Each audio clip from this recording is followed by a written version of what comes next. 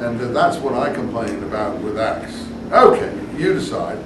So he listens to Paul, and he says he hopes Paul would give him some money. You know, he often sent for him and talked to him. That sounds like a good cover story, why he was always talking to him.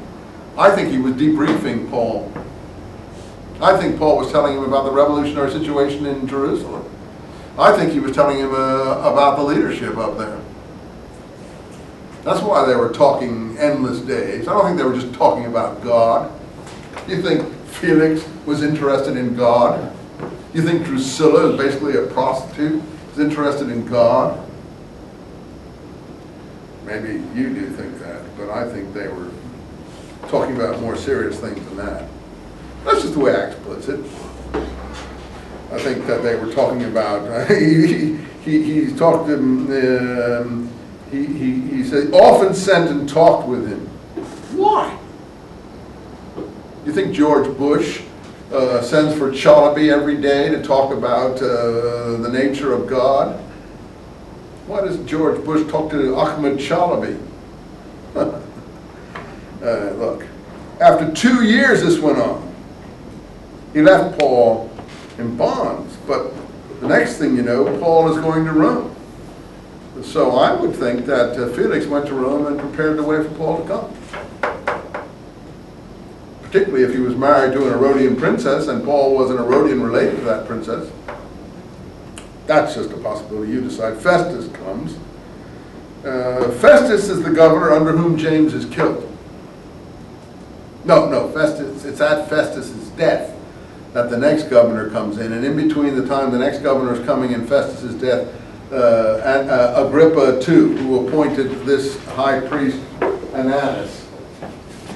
Ananus, the son of the Ananus pictured in the Gospels as being involved in the trial of Jesus. So he's the second son. His brother, Jonathan, had been assassinated by Sicarii.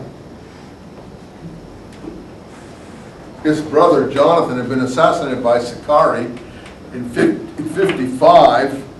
And it's at that point that Josephus tells us who the Sicarii are, extreme zealots who assassinate, backsliders and others. Sicarii Essenes even, perhaps. And I don't think, in any case, I like to think you can judge group people by their common enemies.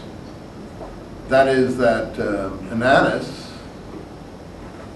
is getting back at the zealots. Remember all 21, James's main supporters are zealots for the law? He's getting back at the zealots for having killed his brother. That's why he brings James up on a charge of blasphemy when he's appointed by Agrippa II for a short period of time before the new Roman governor appears. And Josephus says, who has this in the Antiquities, as we saw in Eusebius, says the most just of people in the society objected to what he did. And I agree with that. I think that they did object to it. So it was a little high priest Herodian cabal that knocked off James. And probably because he went into the temple and pronounced the divine name of God on a Yom Kippur atonement, as pictured in Hegesippus. That would be the only reason for a blasphemy charge. According to the Talmud, blasphemy was pronouncing the forbidden name of God. You would do this in an atonement in the temple. Now you say, when did they take over the temple? Well, there was another thing that Josephus talks about, a wall that was built, showing how pauper Agrippa II was about to appear was. The lower priests who had gotten control of the temple by this point built a wall to stop his view of the sacrifice while he sat in his palace in Jerusalem, reclining and eating with his guests. They didn't want him to even see the temple when he was eating. He was such an unclean, rejected person as far as they were concerned. Now, this is not the high priest. And then they all go to Rome, and there's a big, huge to-do about this wall, and they all appeal to Caesar over this wall. I think the James people are the ones who are building the wall against Agrippa too. All these things, to my mind, is what bring about the removal of James in 62 AD, after Festus dies suddenly. Anyway, Festus is there, and in line 13, look who appears. King Agrippa and Bernice. And they come now and talk to Paul. Well, Paul's been staying in Agrippa's palace for 2 years, don't forget. And they come in, and they now listen to Paul. How are they? Are they treated sympathetically? Yes, very sympathetically. The same as Drusilla and Felix was treated by the narrator here. These documents are always sympathetic to these Roman people who are brutes. What do the people think of Drusilla? Well, Drusilla they despise. Felix they hate. What do the people think of Agrippa II and Bernice? You say, how do you know these things, Professor Eisenman? I read Josephus, that's why. And Josephus himself is a traitor, but at least this stuff comes through his work. You see, you get a bird's eye view of some of the things that are going on there. Paul then, in chapter 26, goes through the whole thing again. So look at all this time, chapter 22, 23, 24, 25, 26. This is the biggest segment of the book of Acts, is taken up with conversations with Felix, Drusilla, Agrippa II, and Bernice. Now, who is Bernice? Who can tell me? It's in Josephus. Probably we didn't read Josephus in enough detail, but some of them came through. Agrippa I had 3 daughters. Drusilla, one called Mary, and Bernice. Bernice divorced 2 husbands.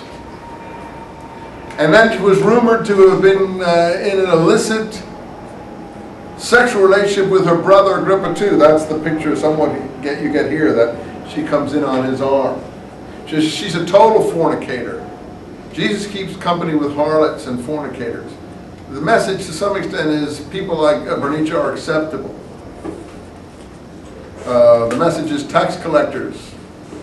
The Herodians were the Roman tax collectors in Palestine. That's what's meant to be a publican or a tax collector. The message is these people are acceptable in some way.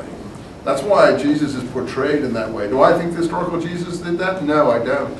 I don't think Jesus kept company with harlots and tax collectors. It's very cute to think that's what the Messiah of the Jews did. But I don't think the popular Jewish Messiah did these things, and that's why James is so different. And James really is popular, and I think Jesus was too. In any event, here we have Acts having us see Agrippa and Bernice. Finally, Bernice ended up as Titus's mistress. She was a kind of Cleopatra, and she was taken to Rome as Titus, the destroyer of the temple. All these people, in fact, connived together to destroy the temple. Why do you think that